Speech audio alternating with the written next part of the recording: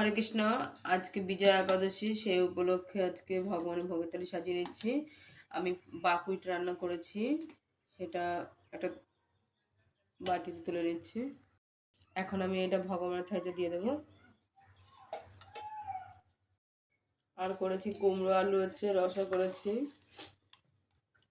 সেটা এখন বাটিতে তুলে নিচ্ছি।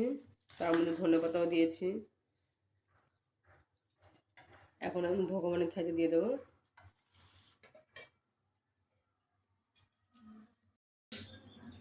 আর শশার স্যালাড করে রেখেছি। আর দিয়ে দিচ্ছি কুল।